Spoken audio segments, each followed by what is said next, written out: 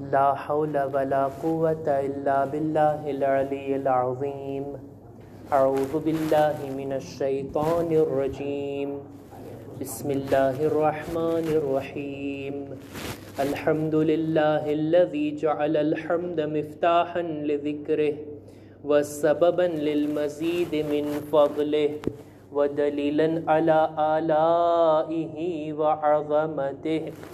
सुम्मस्सलातु वस्सलामु वत्तहिय्यतु वल इकराम अला खैरि खल्क़िहि व अफ़ज़लि बरियतिहि हाफ़िज़ि सिर्रिहि व मुबल्लिग़ि रिसालातिहि अल्लज़ी सुम्मिय फ़िस्समाइ बिअहमद व फ़िल अर्ज़ि बिअबिल क़ासिम मुहम्मद।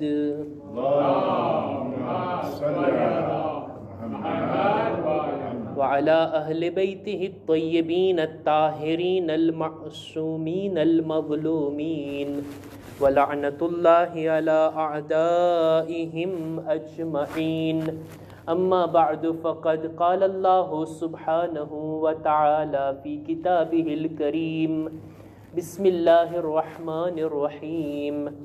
कल्ला इज़ा बलगतित तराक़ी व क़ील मन राक़ व ज़न्न अन्नहुल फ़िराक़ वल्तफ़्फ़तिस साक़ु बिस्साक़ इला रब्बिका यौमइज़िनिल मसाक़। सलवात पर मुहम्मद व आले मुहम्मद।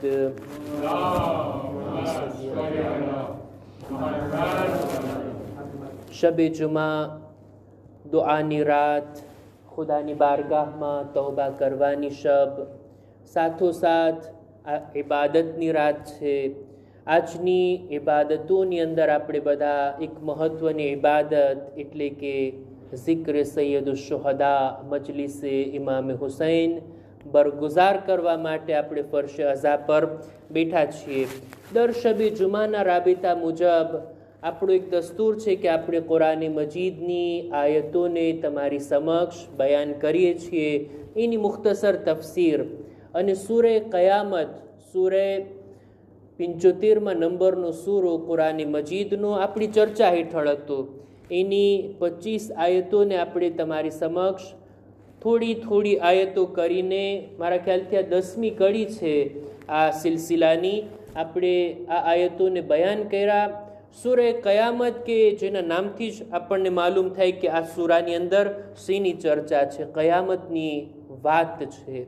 અલગ અલગ નિશાનીઓ, કયામત કેવી રીતના થશે, લોકોની હાલત કેવી હશે, આ બધી વાતોને ખુદા બયાન કરતા કરતા વાત અહીંયા સુધી પહોંચે છે કે ખુદાવંદે આલમ આ આયતોની અંદર જઈને આજે મેં તમારી સામે તિલાવત કરી સૂરે કયામતની 26 થી લઈને 30 આયત સુધી 5 આયતોની તિલાવત કરી। આ આયતમાં જિંદગીના અંત વિશે બયાન થયું છે। આ જિંદગી જ્યારે પૂરી થશે ત્યારે કેવી હાલત હશે બંદાની, ખુદા એનું વર્ણન કરે છે। બહુ અજીબ વાત ખુદા આની અંદર બયાન કરે છે અને વિચારવા જેવી બાબતો છે। આ આયતોમાં ખુદાવંદે આલમ કહે છે કલ્લા ઇઝા બલગતિત તરાકી। આ ઇન્સાન એવો છે ને કે આખી જિંદગી એ ઈમાન નહીં લાવે, જે હકીકતની વાતો છે ને નથી સમજતો, પણ આ બધું જાહેર થશે, ઈમાન લાવશે, હકીકતો એની સામે રોશન થઈ જશે। ક્યારે? જ્યારે એની જાન ગળા સુધી પહોંચી જશે। કલ્લા ઇઝા બલગતિત તરાકી, જ્યારે ઇન્સાનની જાન આ ગળા સુધી પહોંચી જશે ને ત્યારે એને બધું દેખાવા લાગશે કે ભાઈ આ દુનિયાની હકીકત શું છે, મર્યા પછી જન્નત પણ છે ને જહન્નમ પણ છે। પોતાના બધા કામો એને દેખાશે અને પોતાનું ઠેકાણું ક્યાં છે એની જાણ થશે કે મારે હવે મારા કામોના લીધે જન્નત તરફ આગળ જવાનું છે કે જહન્નમ તરફ। આ બધું એના માટે પડદા હટી જશે, બરઝખની આંખો એની ખુલી જશે, બધું એને દેખાવા લાગશે જિંદગીના છેલ્લા સમયમાં। ત્યારે એ ઈમાન પણ લાવશે, પણ એ ઈમાન શું કામનું જ્યારે મૌત નજરની સામે હોય। ઈમાન તો પેલા લાવવાનું છે ને, જ્યારે હજી મોતનો ફરિશ્તો નથી આવ્યો, જ્યારે હજી આપણને ગૈબની ચીજો નથી દેખાતી, ત્યારે આપણે ઈમાન લાવીએ કે કયામત છે, આખિરત છે, મર્યા પછી હિસાબ કિતાબ આ બધું છે. ઇન્સાન ઈમાન લાવશે, ઇન્સાન માટે બધી વાતો રોશન થશે. ક્યારે?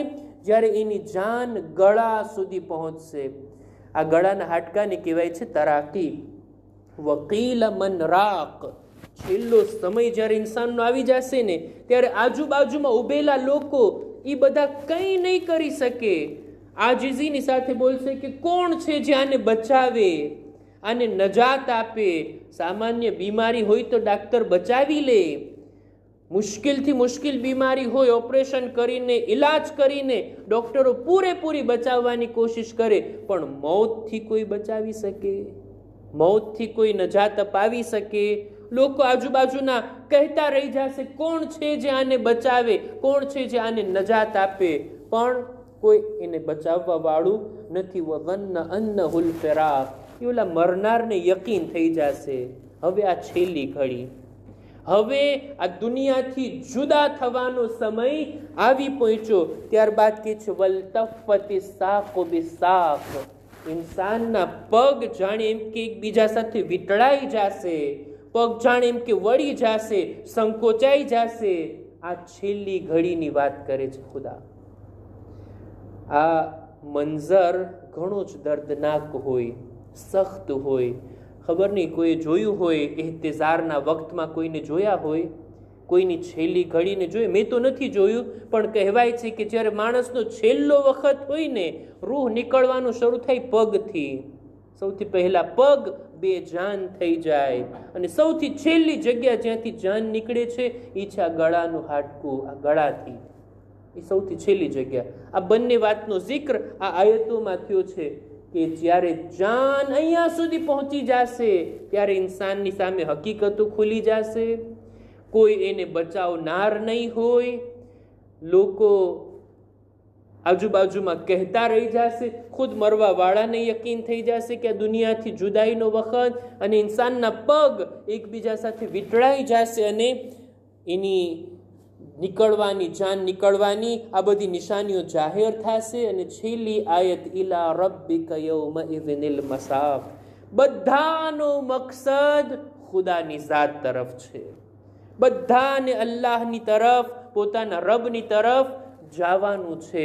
આ આટલો જિક્ર થયો છે આ આયતોમાં મૌતનો. બહુ વધારે ઊંડાણમાં ના જાઓ, કારણ કે મૌતનો જિક્ર એવો છે કે જે ઇન્સાનને દિલમાં ડર પેદા કરે. થોડો ઘણો ડર જો પેદા થયો ને તો આ શબે જુમાની મજલિસ આપણી વસૂલ કહેવાય, એનો અસર કાફી છે. મૌત કુરાન મજીદમાં આ છેલ્લા પીરિયડ, ઇન્સાનની જિંદગીના છેલ્લા સમયનું અલગ અલગ શબ્દોથી વર્ણન થયું છે. ક્યારેક કહેવાય છે સકરતુલ મૌત, વજાઅત સકરતુલ મૌત. ક્યારેક કહેવાય છે ગમરાતુલ મૌત.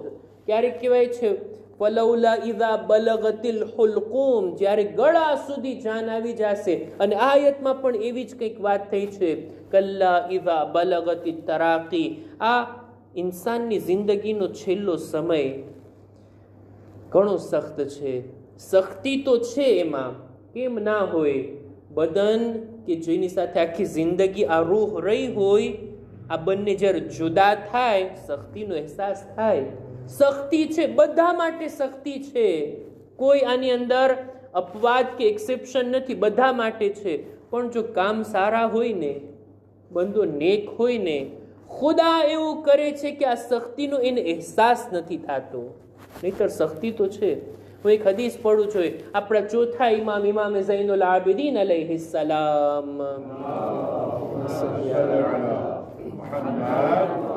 પોતાની એક હદીસમાં કહે છે કે મોમિન માટે મોત કેવી છે? જાણે એમ કે એના મેલા કપડાને ઉતારવામાં આવે અને એને નવા ખુશ્બુદાર કપડાં પહેરાવવામાં આવે, એને સારી સવારીમાં સવાર કરવામાં આવે અને આબાદ જગ્યા તરફ એને લઈ જવામાં આવે. કેટલી મજા પડે ઇન્સાનને. મૌત આવી છે મોમિન માટે. પણ કાફિર માટે એ જ મૌત એવી છે જાણે એમ કે એના સારા કપડાને ઉતારવામાં આવે, બુરી સવારી પર બેસાડવામાં આવે અને બુરી જગ્યા તરફ લઈ જવામાં આવે. કેટલો અફસોસ અને દુઃખ થાય મૌત એવી છે કાફિર માટે.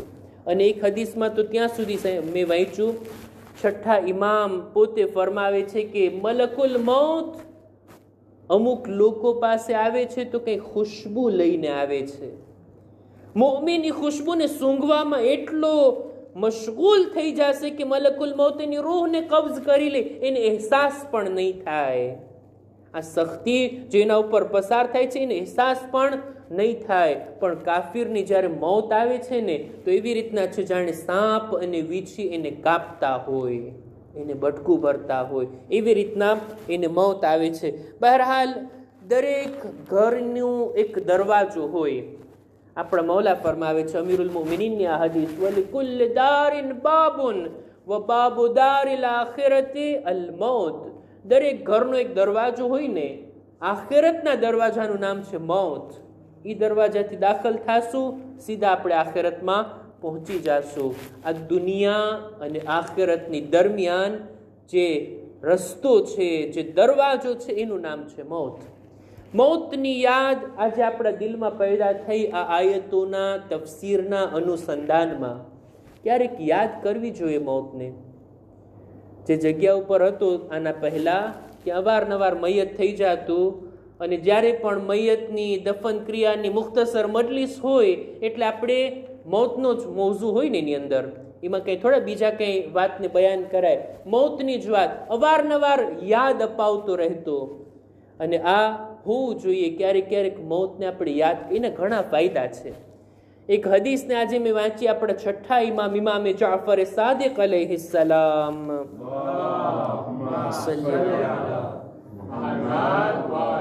પોતાની એક હદીસમાં ફરમાવે છે કે મૌતને યાદ કરવાના અમુક ફાયદા.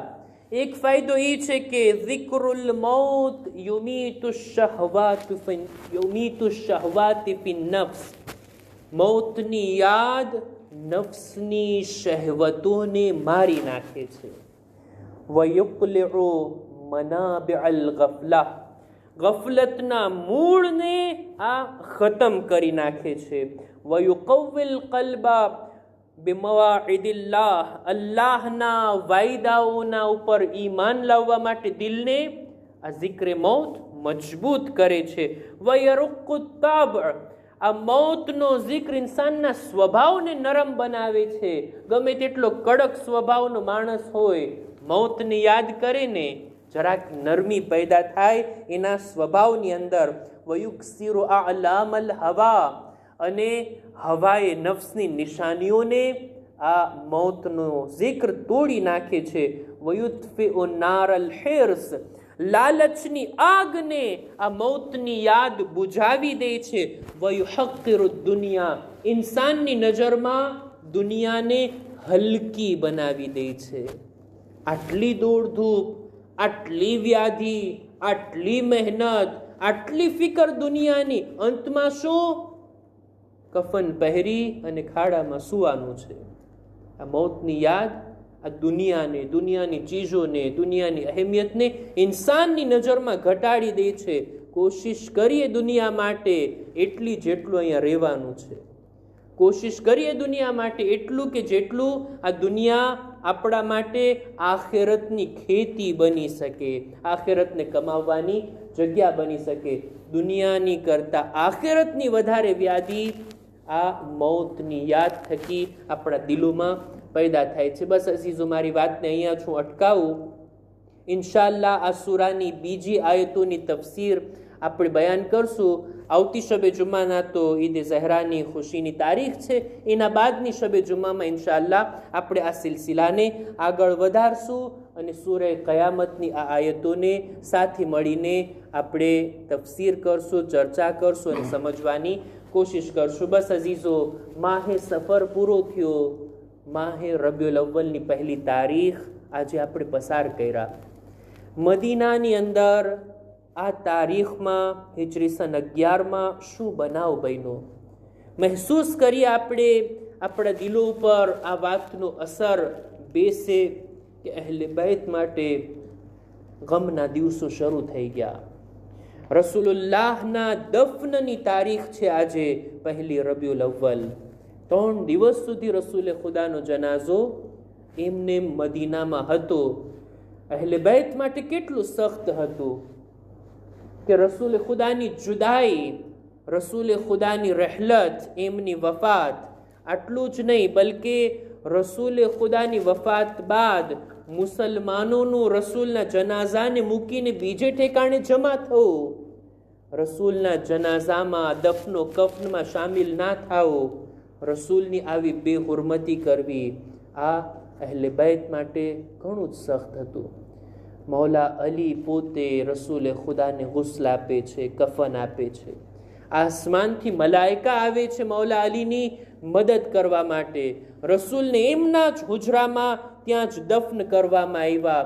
શેખ મુફીદ લખે છે કે વધુ પડતા મુસલમાનોએ રસૂલ ખુદા ઉપર નમાઝ નથી પડી, રસૂલના દફનમાં શામિલ નહોતા.